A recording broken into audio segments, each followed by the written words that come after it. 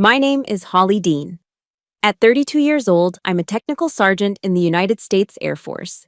But at my family's dinner table, my uniform was nothing more than a symbol of failure. My father, Raymond, raised his glass of red wine, a proud gleam in his eye as he looked at my younger sister, Isabella. To Bella, he said, his voice booming across the dining room. She's building an empire out there, in the real world. And you, Holly? Well, you're still playing soldier on the government's dime. His words were a jab, but the knockout punch came from Isabella. Smiling brightly, she added, "It just feels so good to be financially independent." I nearly choked. Financially independent? This was the same woman who, just 3 days earlier, was sobbing on the phone, begging me to wire more money because her American Express had been declined. They didn't know that a soldier's patience has its limits. And tonight, my mission Expose the Truth was officially underway. If you've ever been underestimated and had your efforts dismissed by the very people who should have been your biggest supporters, let me know where you're watching from. Hit that like button and subscribe. Because this story is for everyone who has decided it's time to reclaim their honor. The battlefield wasn't in some distant, sand-swept country. It was here, in my father's opulent home in Cherry Creek, Denver, laid out across a polished mahogany table set with sterling silver. The scent of herb-crusted lamb chops filled the air, but the atmosphere was thicker, more suffocating than any kitchen smoke. This was a familiar war zone, one where the weapons were words and the casualties were invisible. My father, Raymond, launched the first volley. He began his usual toast, a monologue disguised as a celebration, dedicated entirely to my sister, Isabella. "She's a rising star in the retail world," he declared, his voice rich with a pride he never directed at me. "Pulled herself up by her own bootstraps, a true competitor." He gestured vaguely in my direction. "Unlike the military, which is a fine, safe way out for those who don't dare to compete." I said nothing. My training kicked in. I focused on a simple, physical task, cutting my lamb chop. My knife sliced through the meat with methodical precision, a habit from years of maintaining discipline under pressure. I controlled my breathing, a steady rhythm I'd learned to use when the world was spinning out of control. Inhale for 3, hold for 2, exhale for 4. But with every word my father spoke, another needle prick of pain broke through my defenses. I felt like a stranger in my own home, a prop in uniform brought in to complete the family portrait. Jocko Willink's mantra echoed in my head. Discipline equals freedom. I was using all the discipline I had just to keep my composure. But I had to wonder, where exactly was my freedom? Then came the assault from the flank. Isabella, radiant in a designer dress I knew for a fact cost $1,200, basked in the praise. She smiled demurely and began recounting the immense challenges of her job as a retail manager. She spoke of managing a large team and being accountable for multi-million-dollar sales targets. It was a masterclass in corporate buzzwords designed to sound impressive to a retired business consultant like my father. Then she delivered the killing blow, looking my father straight in the eye. "But it's all worth it. It just feels so good to be completely and totally financially independent." I heard the soft clink of my water glass against the plate as my hand trembled. Independent? The word screamed in my mind. The woman sitting across from me, playing the role of a self-made titan of industry, had used a direct transfer from my bank account to buy the very dress she was wearing. I looked into her eyes, past the expensive mascara and the practiced smile, and I saw nothing. A perfect, polished emptiness. It was a brand of betrayal so shameless it hurt more than my father's blunt disdain. His blindness was a tragedy. Her deception was a choice. Raymond, now fully warmed up, continued his performance. He launched into a comparison, his favorite rhetorical tool. "You see, your sister is fighting battles in the boardroom. That's the real world. You're tucked away somewhere safe, with the government making sure you have a roof over your head and 3 meals a day." He then brought up a new weapon, a story he'd clearly been saving. "Mark Jensen's son, from down the street, just made vice president at an investment bank on Wall Street. Bought himself a new BMW. That's success, daughter, not some pins on a uniform." His words weren't just an insult to me, they were an insult to every man and woman who wore a uniform. To make it worse, he dredged up the memory of Mr. Henderson, an old neighbor and a Vietnam veteran who had struggled his entire life after coming home. "Look at him, Holly," my father said, his voice laced with pity. "The military doesn't teach you how to get rich." I felt the blood rush to my face, a hot tide of fury. But beneath it, a cold, clear anger began to crystallize in my chest. It wasn't the explosive kind, but the patient, enduring rage of a soldier who knows the mission has changed. I could no longer just endure. I had to engage. The dinner finally ended. As we stood to leave, Isabella wrapped me in a brief, stiff hug. She leaned in and whispered, her breath warm against my ear, "Thanks for everything, sis." The two words were empty, a hollow echo of the gratitude she should have felt but never did. I didn't respond. There was nothing left to say. I drove back to my small, functional apartment near Buckley Air Force Base, the contrast between my world and theirs, a chasm. His house was a monument to perceived success. My apartment was a testament to quiet, unseen work. I didn't turn on the lights. I just sat there in the driver's seat for a long time, the silence of the car a welcome relief. Finally, I went inside and sat on the edge of my bed, my eyes adjusting to the darkness. They landed on a small framed photo on my nightstand.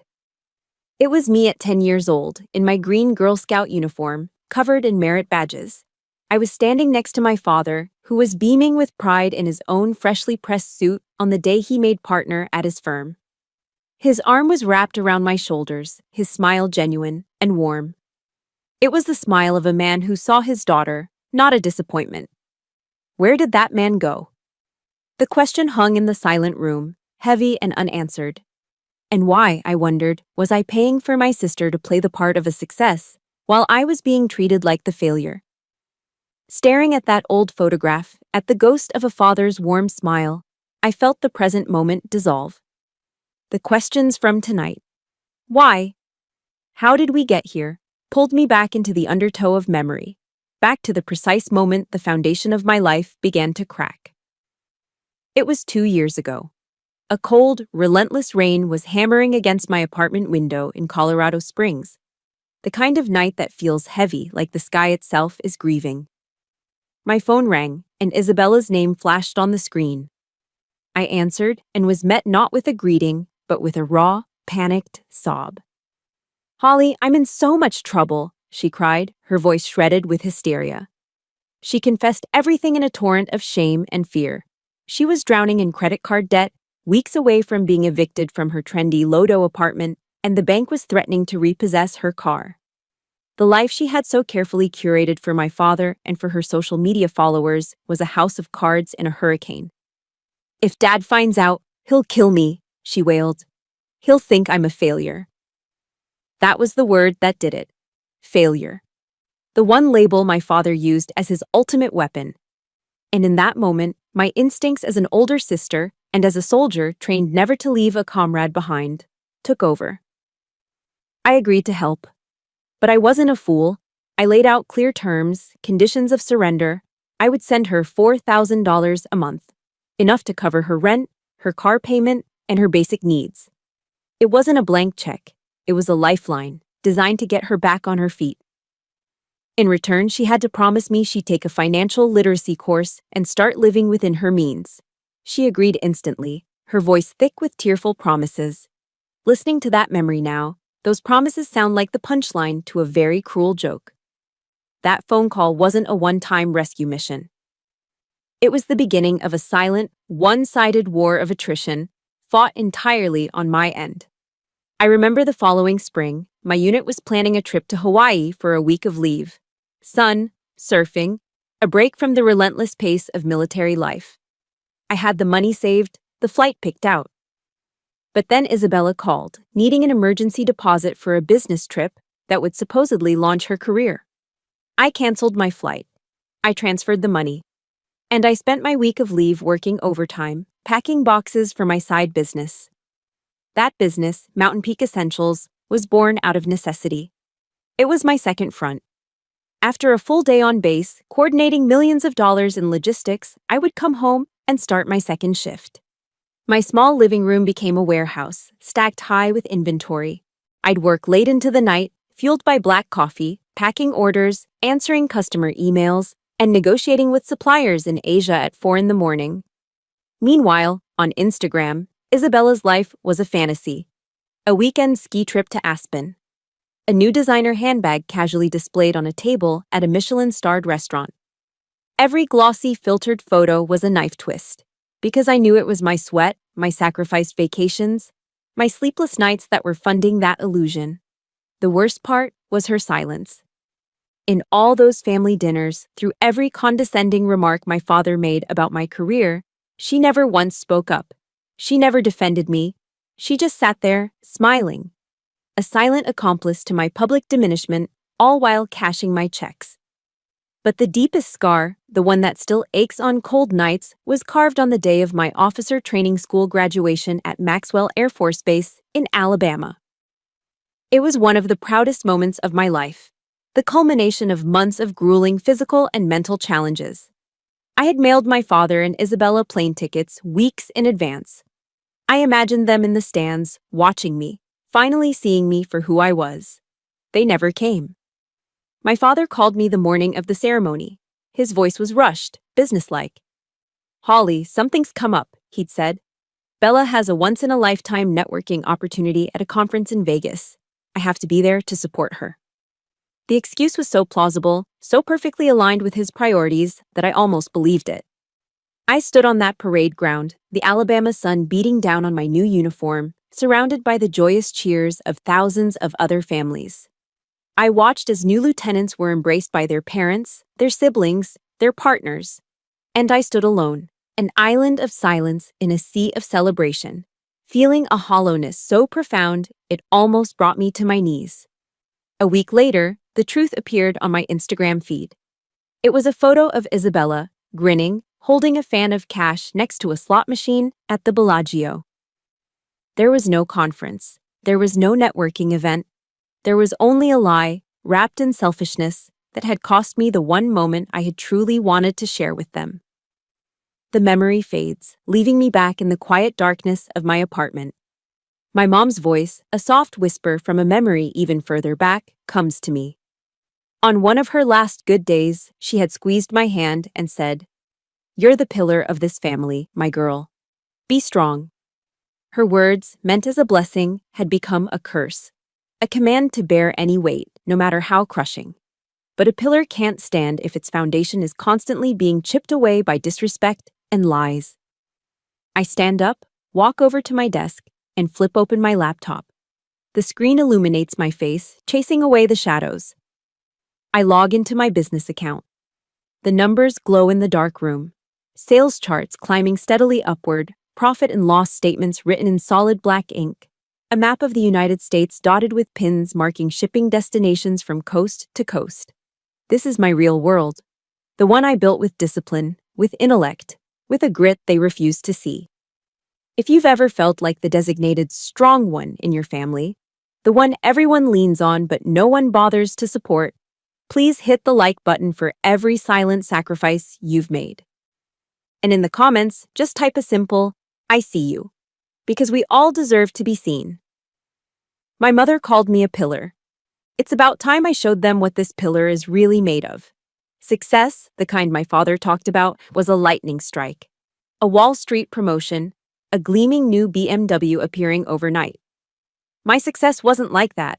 It was a slow, grueling climb up a mountain in the dark, with no one to see the struggle. It was built in the silent hours between one life ending and another beginning. My days were governed by the rigorous clockwork of the military. From 600 to 1800, I was Technical Sergeant Dean, a logistics specialist at Buckley Air Force Base. My world was one of precision and consequence, coordinating multi-million-dollar shipments of critical assets. I moved with purpose, spoke with clarity, and managed my responsibilities with the unwavering focus the Air Force demanded. There was a clean simplicity to it, a mission, a plan, an execution. But when the sun dipped behind the Rockies and I drove off base, I shed one uniform only to step into another. The moment I unlocked the door to my apartment, I became CEO Holly. My small, sparsely furnished living space wasn't a place of rest. It was the headquarters, warehouse, and shipping department of Mountain Peak Essentials. Stacks of inventory boxes lined the walls, a silent army waiting for deployment. The air smelled of cardboard and packing tape. My evenings bled into nights, and nights into early mornings. Sleep became a luxury I couldn't afford. Dinner was often a protein bar, unwrapped and eaten with one hand while the other typed a response to a customer inquiry from the East Coast. At midnight, I'd be on my knees on the floor, packing orders with methodical speed, printing labels and arranging them for the next day's postal run. At 4 a.m., I'd be on a video call with a supplier in Asia, negotiating pricing on new materials. My mind sharp, despite the bone-deep exhaustion. Every morning, no matter how little I'd slept, I would start my day with a simple ritual inspired by a speech from Admiral William H. McRaven. I made my bed. Perfectly. It was the first completed task of the day, a small victory that set the tone for the discipline required to win the larger war. The road was anything but smooth. It was paved with failures that felt catastrophic at the time. I'll never forget the shipment, my largest to date, that was held up in customs due to a paperwork error on the supplier's end. It was a nightmare. Thousands of dollars of my capital were frozen, and angry emails from customers started pouring in. For 3 straight nights, I didn't sleep at all. I personally called every single customer, apologizing, explaining the situation, and offering them a full refund or a discount on their next purchase. I remember the condescending tone of some of the mail suppliers I dealt with early on. They'd hear my voice, learn I was active duty military, and immediately dismiss me as a hobbyist playing business. But the military teaches you to adapt and overcome.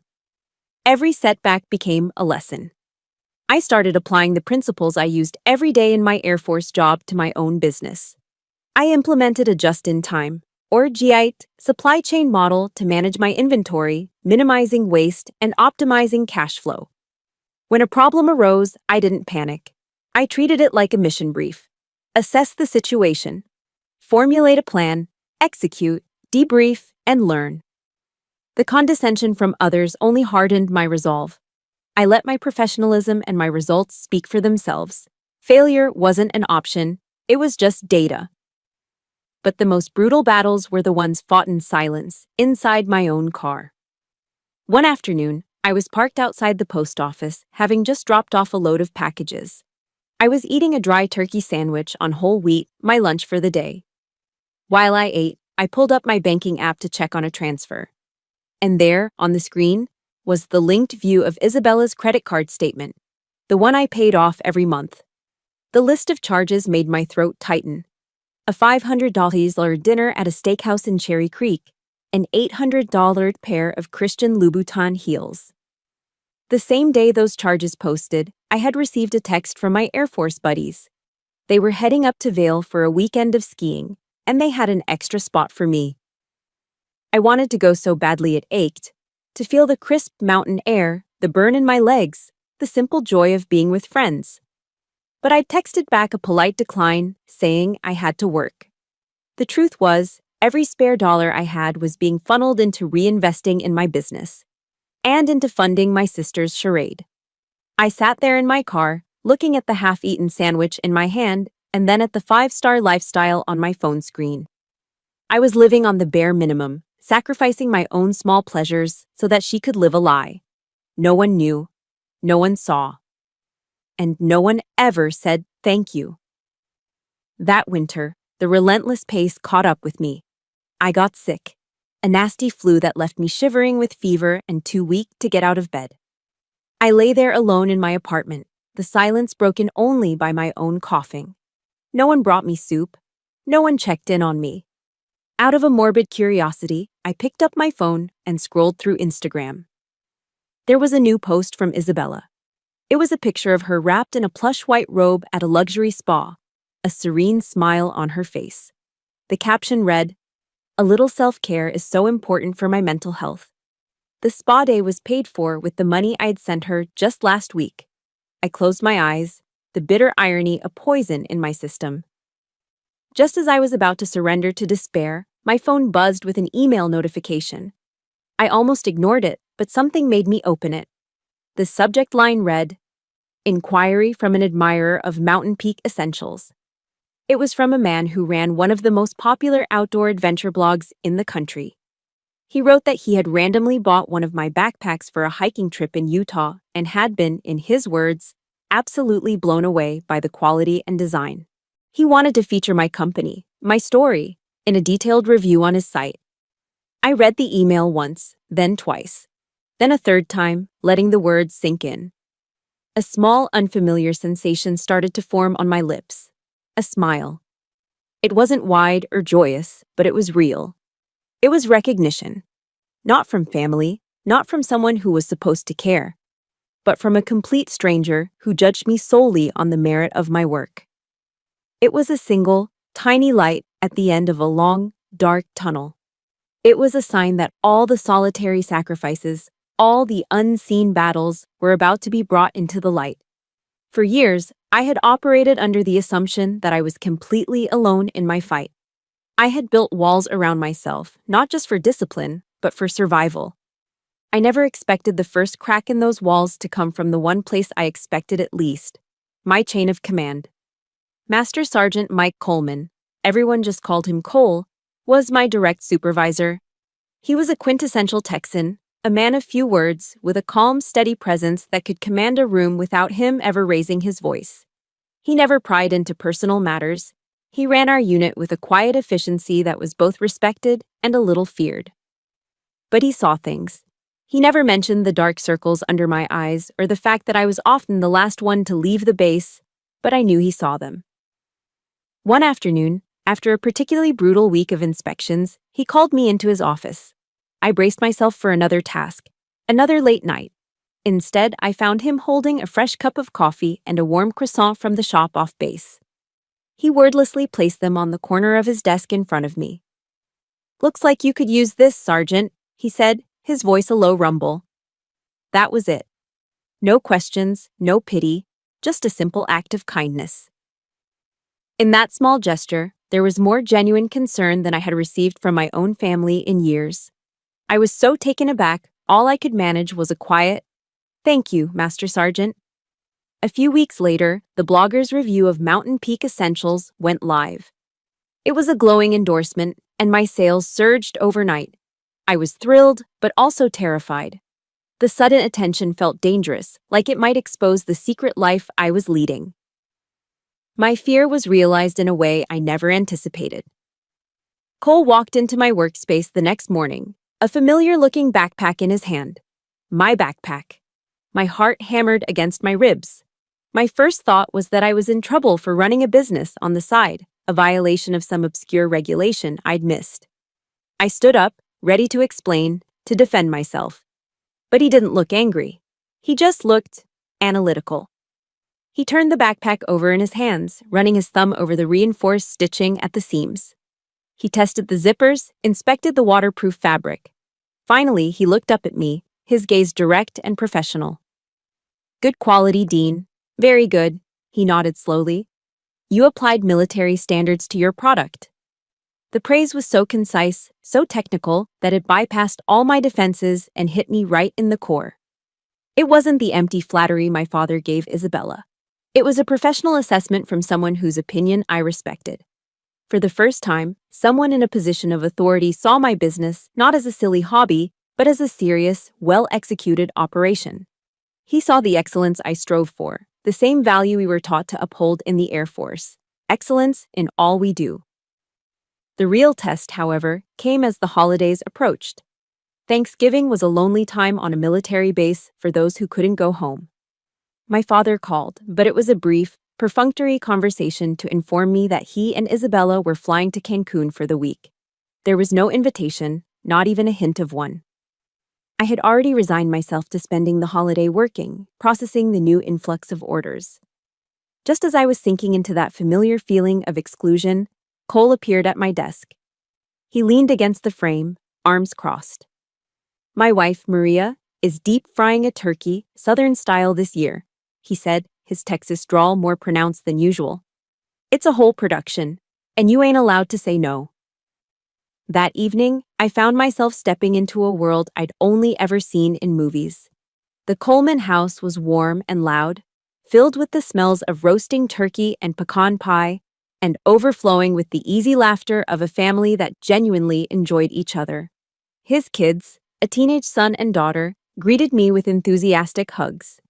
His wife, Maria, a woman with a smile that could melt a Colorado winter, immediately handed me a glass of sweet tea and pulled me into the kitchen. They didn't ask me about my rank. They didn't ask about my salary. They asked about me. They asked about my travels, about the funniest thing that ever happened to me on base, about my dreams for my business. I sat at their crowded table, passed mashed potatoes, and actually laughed. A deep, genuine laugh that felt rusty from disuse. At one point, Maria asked casually about my family. I gave a vague, non-committal answer about them being out of town. A flicker of sadness must have crossed my face because I saw her exchange a quick, knowing glance with her husband. They didn't push. They just seamlessly changed the subject. I watched the easy way Cole teased his son, the way his daughter leaned her head on his shoulder, and I felt a pang of longing for a warmth I had craved my entire life. As I was leaving, full of more good food and genuine affection than I'd had in a decade, Maria pulled me into a tight embrace. "You are one strong young woman," she whispered, her voice full of a maternal warmth that made my eyes burn. "Anytime you need a place to land, our door is always open. You hear me?" I managed to nod, my throat too tight to speak. I got into my car and just sat in their driveway for a moment, the sound of their family's laughter still echoing from the house. And then, for the first time in a long time, I cried. Not tears of sadness or frustration, but tears of overwhelming gratitude. I had been so focused on the family I was born into, the one that was supposed to love me, that I had failed to see the one I could build. A family forged not by blood, but by choice. A family built on a foundation of respect, understanding, and simple, honest kindness. The warmth of that realization spread through my chest, a shield against the cold. It was a new kind of strength, a reserve of energy I didn't know I had. And as it turned out, I was going to need every ounce of it for the storm that was about to break. The warmth from Thanksgiving at the Colemans' house had lingered within me for days, a low, steady flame warding off the encroaching cold of my reality. For the first time, I felt a sense of peace, a belief that I could build a life defined by my chosen family, not the one that had consistently failed me. That peace, I was about to learn, was fragile. I was in my makeshift warehouse, my living room, doing a late-night inventory check when my phone buzzed, shattering the silence. It was my father, calling from Mexico. I could hear the faint sound of mariachi music in the background. His voice was unnaturally cheerful, laced with the forced joviality he used when he wanted something. "Holly, sweetheart, it's paradise down here. You should be with us." The invitation was so hollow it barely registered. It was the conversational equivalent of a Trojan horse, and I knew what was hidden inside. After a few minutes of superficial pleasantries about the weather and the resort, he got to the point. His voice shifted, taking on the conspiratorial tone of a man about to reveal a secret to immense wealth. "Your sister has stumbled upon a golden opportunity," he began. "A premium retail space just opened up in Cherry Creek North. The foot traffic is incredible. This is it, Holly. This is the breakthrough she needs to take her career to the next level." I remained silent, listening to the rehearsed excitement in his voice. My own heart began to beat a slow, heavy rhythm against my ribs, like a warning drum. I knew the script. I knew my line was coming. "Now, the only catch," he continued, his tone becoming more serious, "is that we need to put down a significant security deposit to lock it in, about $50,000, and we need it immediately." He said the number as casually as if he were asking for $50 for gas. I was thinking, you could help us out with that. After all, with your steady job, you must have a decent amount in savings. The air in my lungs turned to ice. $50,000. It was nearly the entire sum I had painstakingly saved to expand my own business, to finally move my inventory out of my living room and into a proper warehouse. He didn't ask. He assumed. He didn't frame it as a favor, he presented it as my duty. Then came the part that made my stomach clench. And you know, with your military record, your credit is pristine. It would be much easier for you to secure a small business loan in your name for Bella's project. Think of it, Holly. This is your chance to truly contribute to the family's success. A memory from a training session years ago flashed in my mind.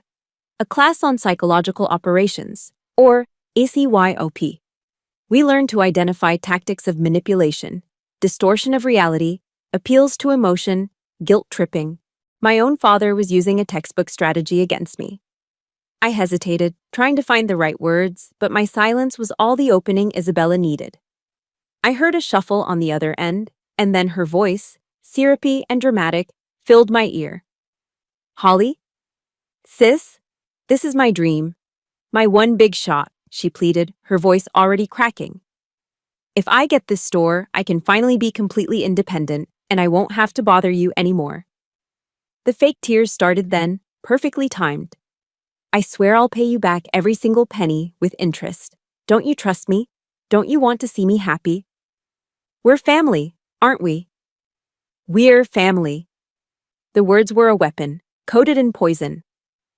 In the background, I could hear the gentle rhythmic crash of ocean waves on a Mexican shore. The sound of their paradise was the sound of my personal hell. They were calling me from a vacation, relaxed and entitled, to demand the fruits of my labor, to ask me to sacrifice my future for her fantasy. I took a slow, deliberate breath. The memory of the Coleman's Thanksgiving table, the easy laughter, the genuine warmth, Maria's embrace, rose up in me like a shield. A real family doesn't put you in this position. A real family protects you. They don't use you as a financial tool.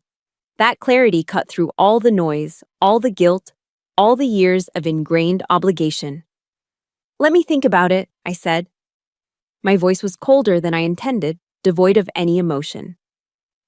I hung up the phone before they could launch another volley.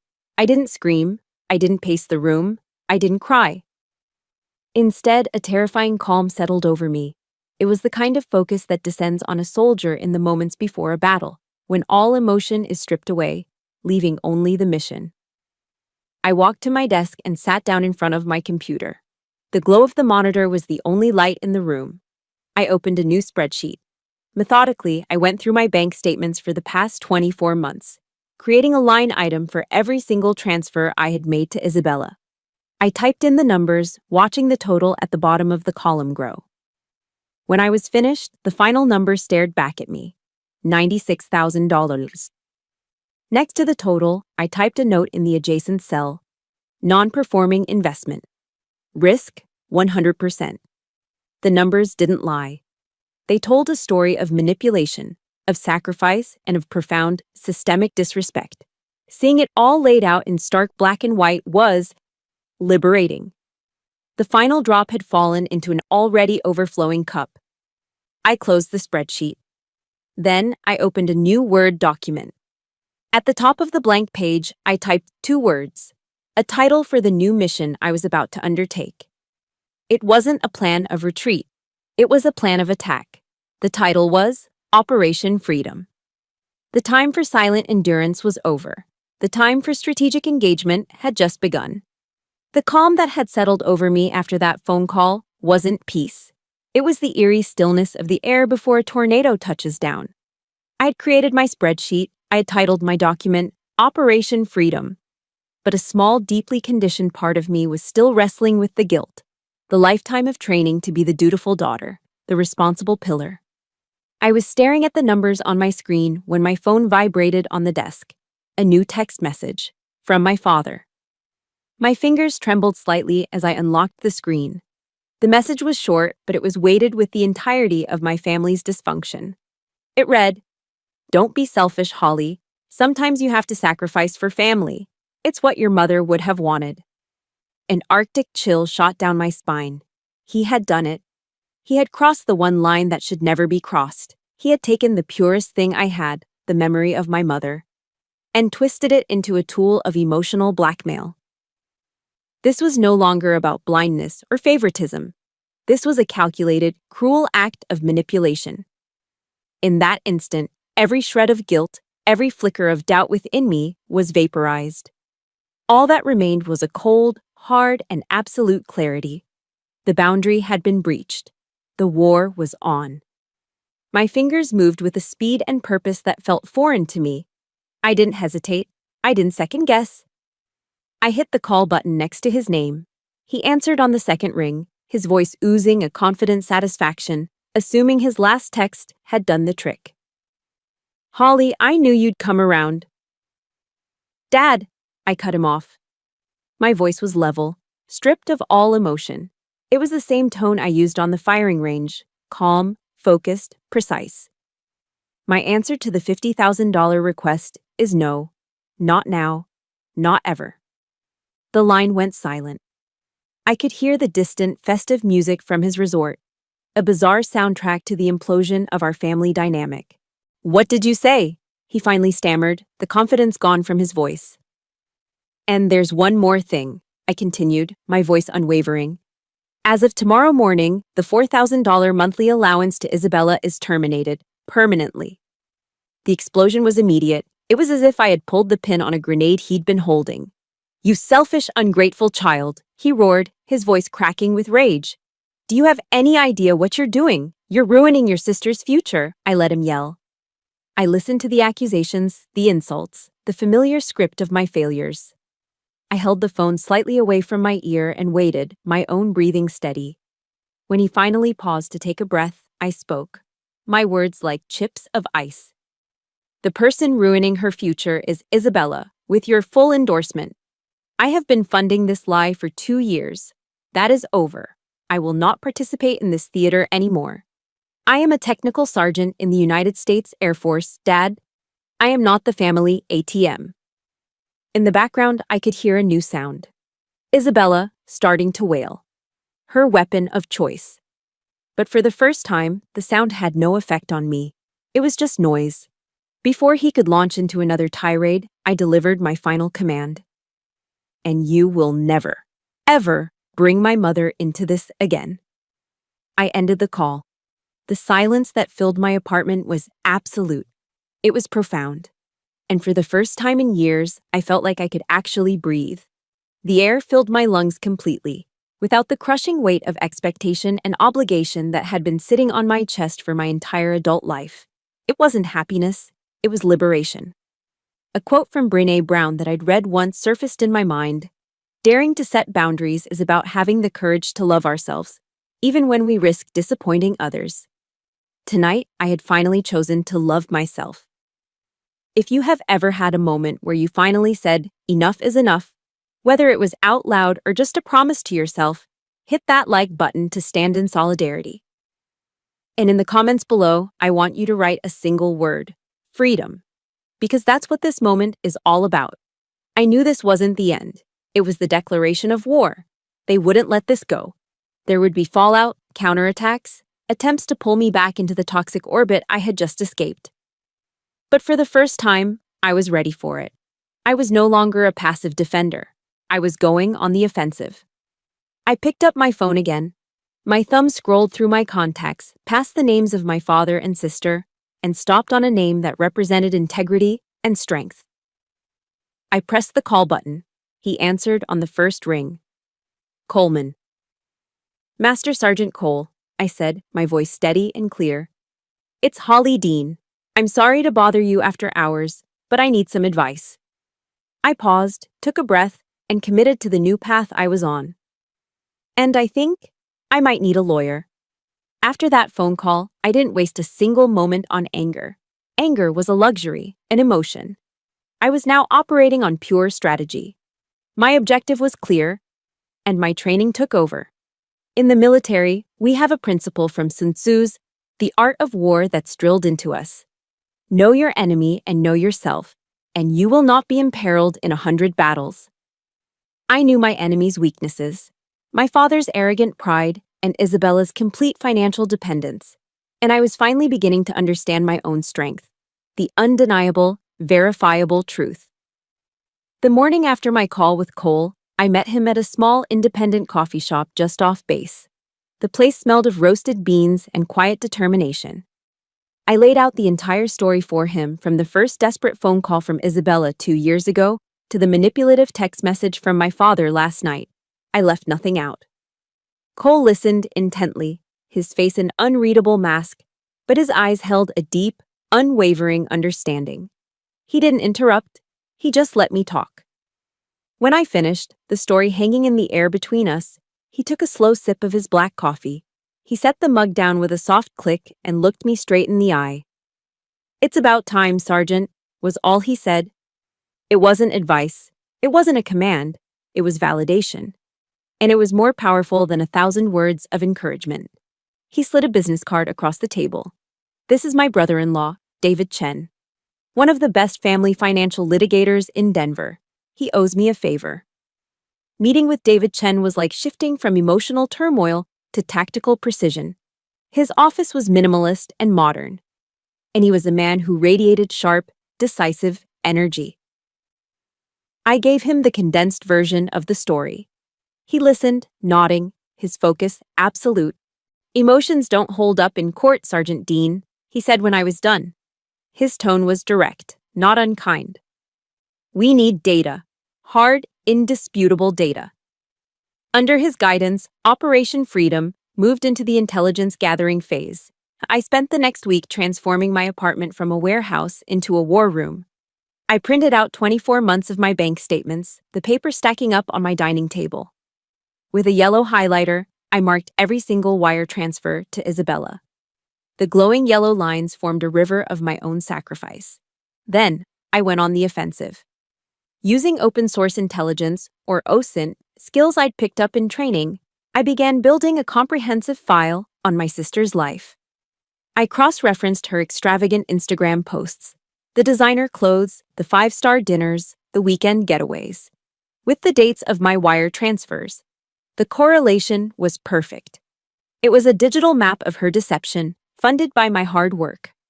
I pulled public real estate records to verify the average rent for her luxury apartment building, running the numbers and confirming it consumed nearly 70% of her declared salary. It was an unsustainable fantasy, and I now had the proof. While digging through old digital files for evidence, I stumbled upon something that stopped my breath. It was a forwarded email from my father to an old business associate, dated just after I'd enlisted. He was talking about his 2 daughters. About Isabella, he wrote with glowing pride. About me, he wrote one sentence that burned itself into my memory. "As for Holly, it's a shame. Such a waste of potential." The words confirmed the deepest, darkest fear I'd always held. That in his eyes, my service, my sacrifice, was nothing more than a failure to live up to his idea of success. The discovery didn't hurt me. It was too late for that. It simply fortified my resolve. He needed to face the truth of his own profound misjudgment. But my most powerful weapon, my ultimate ace in the hole, was the very thing they had dismissed: my little hobby. On David's advice, I hired an independent accounting firm to conduct a full, certified audit of Mountain Peak Essentials. A week later, they delivered a professionally bound report. It was beautiful. The cold, hard numbers told a story that no one could deny. Total revenue for the last fiscal year, over $750,000. Net profit, after taxes, just over $400,000. And a line item for federal and state taxes paid, a 5-figure sum that made a mockery of my father's claim that I was living on the government's dime. This report wasn't just proof of my success, it was a tactical bomb, primed and ready to detonate the entire false value system my father had built his world around. In our final meeting before the confrontation, David laid out the plan of attack. "We're not taking this to court unless we have to," he said, leaning forward. "Your objective is to reclaim your honor, not to destroy them. We're going to create a theater where the truth can speak for itself." The plan was elegant in its simplicity. I would call my father and Isabella and invite them to dinner at a restaurant of my choosing, under the pretense of a final discussion about the money. I would orchestrate the entire evening. I would present the facts calmly, methodically, like a military briefing. No raised voices, no tears, just evidence. "Let the numbers do the talking for you," David advised, his eyes sharp. He stood up and shook my hand. "And watch." When their empire of lies crumbles, that will be your victory. I walked out of his office and into the bright Colorado sunlight. I felt no fear, no anxiety, just a profound, ice-cold sense of purpose. The intelligence was gathered, the assets were in place, the mission was a go. I was ready. The battlefield I chose was the Capitol Grill, a high-end steakhouse in downtown Denver. It was my father's turf, the place he took business partners to intimidate them with expensive wine and displays of power. Tonight, I was seizing his home field advantage. I arrived 15 minutes early, dressed in a sharp, understated black blazer. I selected a quiet corner booth that offered both privacy and a clear view of the entrance. When the maitre d' approached, I handed him my credit card. "My party is the Dean party," I said, my voice calm and firm. "I'll be taking care of the check tonight. Please direct all service to me." He nodded, a flicker of surprise in his eyes before retreating. The first move on the chessboard had been made. Raymond and Isabella arrived with an air of smug confidence, like generals arriving to accept a surrender. They believed this dinner was their final chance to wear me down, to make me see reason, their reason. My father immediately tried to take control, attempting to summon the sommelier. "We'll start with a bottle of the Caymus," he announced, not even looking at the menu. "We'll be having water tonight, Dad," I interjected, my voice cutting through his authority. They both stared at me. "We need clear heads for this conversation." The power dynamic in the room shifted palpably. For the first time, I was in command. We ordered our food in a tense silence. The moment the waiter departed, I didn't waste time with small talk. I placed my tablet on the center of the table. Its screen was dark. "I wanted you both to see a few things," I said. My finger swiped across the screen, and it lit up with the first slide of my presentation. The title was simple, clinical. Financial Analysis, Isabella Dean, 2021-2023. Beneath it was a stark bar chart. A modest green column was labeled Annual Salary. Next to it, a towering, monstrous red column was labeled Annual Lifestyle Expenditures. Below the chart, a single, damning number was displayed in bold. Average monthly deficit, $4,000. Isabella's face went pale, the color draining from beneath her carefully applied makeup. "As you can see," I began, my voice as steady as if I were delivering a mission briefing, "Isabella's spending has consistently outpaced her income by approximately $4,000 a month for the past 2 years." I swiped to the next slide, a detailed breakdown of her spending, cross-referenced with my bank transfers. This deficit has been covered by a series of direct deposits from my account, totaling $96,000. My father squinted at the screen, his arrogance warring with a dawning confusion. He tried to brush it off. "These are just numbers, Holly. Your sister is doing great work. She's just a little weak when it comes to budgeting." "That's not weakness, Dad," I replied, my voice dangerously quiet. "That's systemic deception." He opened his mouth to argue, to defend his golden child, but I didn't give him the chance. It was time for the main event. It was time to deploy the bomb. I swiped to the final slide. The title was different this time. Audited Financial Statement, Mountain Peak Essentials, LLC, Fiscal Year 2022. I rotated the tablet to face my father directly. The numbers glowed on the screen, cold, hard, and undeniable. Gross revenue, $750, $130 net profit. After taxes, $4,790. My father stared at the screen. His mouth fell open. He physically recoiled in his seat, as if the light from the tablet was a physical force. He blinked, rubbed his eyes, and leaned forward again, convinced he was misreading it. The numbers didn't change. The bravado, the condescension, the lifetime of dismissive pride, it all crumbled in that one silent moment. What is this?" he finally whispered, his voice a hoarse croak. I looked at him, my expression unreadable. "This," I said, my voice flat and devoid of any triumph, "is my silly little hobby." The sentence hung in the air, and then absolute silence descended upon our table. It was a silence so heavy it felt like it had a physical weight. The only sound was the distant clatter of silverware from other diners living in a different world.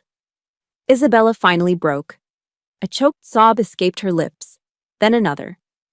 These weren't her usual calculated, manipulative tears. These were the raw, gasping sobs of utter and complete exposure. My father leaned back in his chair, his face a mask of shock. He looked utterly poleaxed, like a man who had just discovered the sky was green and the ground was made of glass. He reached blindly for his wine glass, the one that had been filled with water, and his hand knocked against it. It tipped over, fell from the table, and shattered on the marble floor. The sound was sharp and violent, a gunshot in the serene atmosphere of the restaurant. Heads turned. A waiter hurried over. My father didn't even notice. He was staring at me, but he wasn't looking at his daughter. He was looking at a stranger, a ghost who had been sitting at his table all these years, a person he had never once bothered to see, a person he had misjudged so profoundly, so catastrophically, that his entire worldview had just been invalidated. I didn't say another word. My mission was complete. The truth was on the table. I calmly picked up my glass of water, took a slow, deliberate sip, and let the crushing weight of that truth do the rest of the work. The detonation at the Capitol Grill was followed by a strange and deafening silence. In the days after, my phone, which had once been a source of constant, low-grade anxiety, went quiet.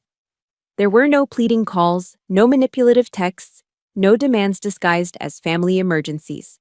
The silence was a relief, a vast open space where I could finally breathe. But it was also heavy, filled with the ghosts of what had been shattered. I felt a profound sense of exhaustion, the kind a soldier feels after a long and brutal campaign. The victory I had so meticulously planned for didn't taste sweet. It was hollow, metallic. There was no triumphant parade, only the quiet, lonely task of surveying the wreckage. I had won the battle for my honor, but in doing so, I realized I was also mourning. I was mourning the loss, not of the family I had, but of the family I'd always wished for. The one that was supposed to be a safe harbor, not a minefield. A week into this new, quiet reality, my father called. His name flashed on the screen, and I hesitated before answering, my guard immediately up. But the voice on the other end was one I had never heard before. The familiar boom of his arrogance was gone, replaced by a tired, frail uncertainty. "I haven't been sleeping, Holly," he confessed, his voice trembling slightly. "Those numbers, they just keep replaying in my head."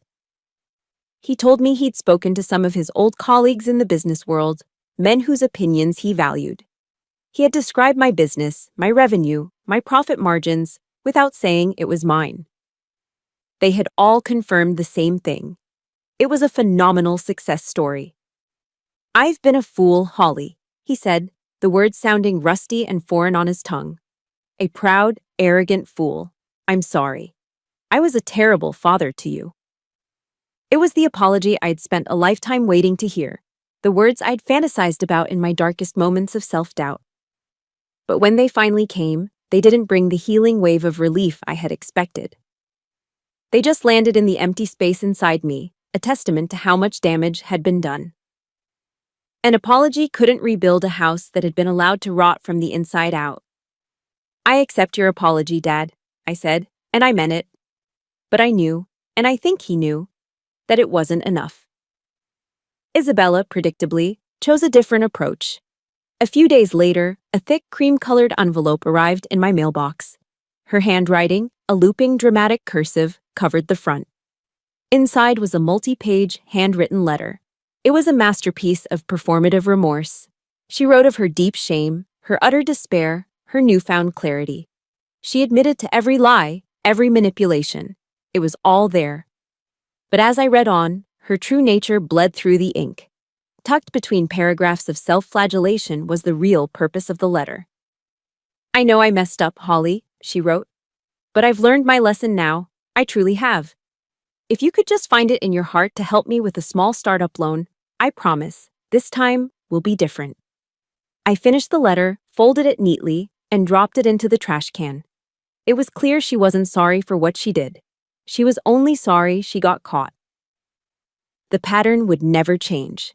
I sat in the quiet of my apartment and thought about the Serenity Prayer, a simple verse my mother had loved.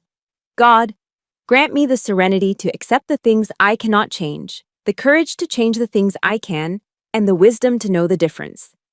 For years, I had been trying to change them. I had been sacrificing myself on the altar of their approval, hoping they would one day see me. But I couldn't change them. My father's deeply ingrained prejudices, Isabella's pathological narcissism, those were things beyond my control. But I could change how I responded. I could change the terms of my own engagement. I knew what I had to do. It was time to draw the final, unambiguous line. I picked up my phone and sent a text message to my father. I need time and I need space. I will reach out when I'm ready. But our relationship, if it's going to exist, has to be rebuilt from the ground up on a foundation of truth and respect. I hit send before I could second-guess myself. Then, I opened my contacts. My thumb hovered over Isabella's entry.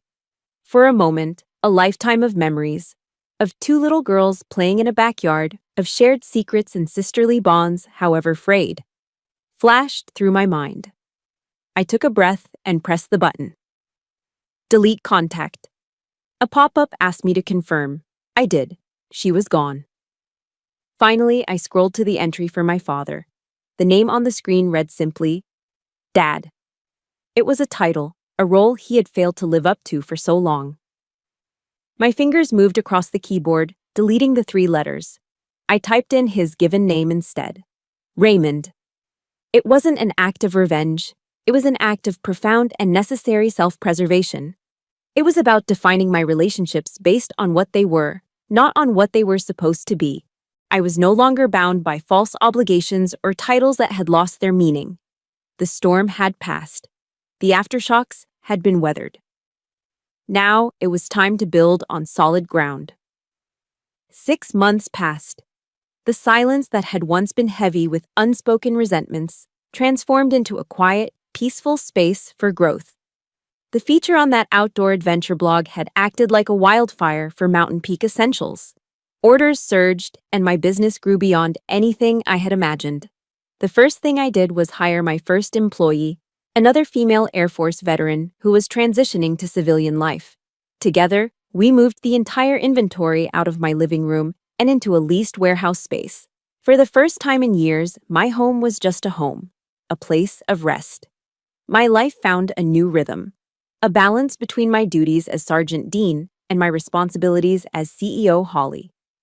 The discipline was still there, but now it was complemented by a profound sense of peace. My relationship with Raymond began a slow, tentative process of rebuilding. We spoke on the phone once a week. We didn't talk about money, and we didn't rehash the past. We talked about his week, my work, the weather. He was learning how to listen. One day, a package arrived for me. Inside was one of my own backpacks. Tucked into the front pocket was a printed receipt showing he had purchased it online like any other customer. Later that day, a 5-star review appeared on my website under his name. It read, "An excellent product from an excellent woman. I'm proud of you, Dad." It was a small step, but it was on a foundation of truth. As for Isabella, I heard through the grapevine that she had moved in with a friend and was working 2 jobs to start paying off her debts. I felt no satisfaction, no schadenfreude, just a quiet acknowledgement of a natural consequence. Her reality had finally caught up with her fantasy. One afternoon, a letter arrived from an attorney's office. It was from the lawyer who managed my mother's estate.